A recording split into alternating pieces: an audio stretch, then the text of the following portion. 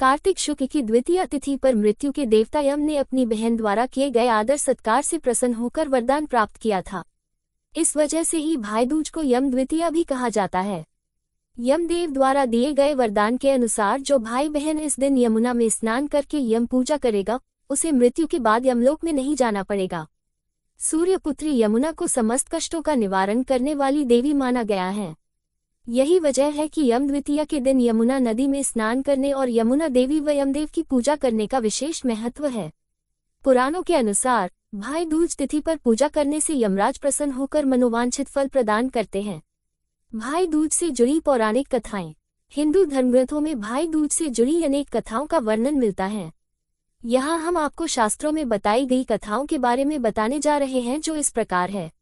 यम और यमदेव की कथा।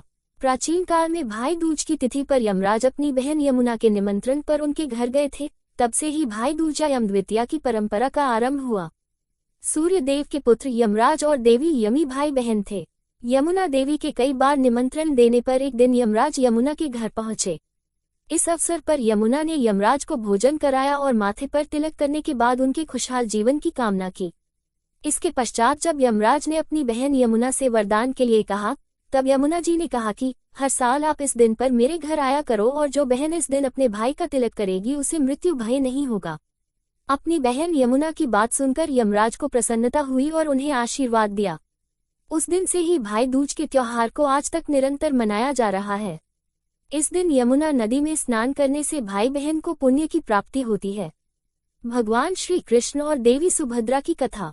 धर्मशास्त्रों में एक अन्य पौराणिक कथा का वर्णन मिलता है। इस कथा के अनुसार भाई दूज तिथि पर ही भगवान श्री कृष्ण ने नरकासुर राक्षस का वध करने के बाद द्वारिका नगरी लौटे थे। इस अवसर पर भगवान कृष्ण की बहन सुभद्रा ने फूल, मिठाई और अनेकों दीपक जलाकर उनका स्वागत किया था। देवी सुभद्रा ने भगवान श्री कृष्ण के मस्तक पर तिलक करके उनकी दीर्घायु की कामना की थी। इस दिन से ही भाई दूज के मौके पर बहनें भाइयों के माथे पर तिलक लगाती हैं और बदले में भाई उन्हें उपहार देते हैं।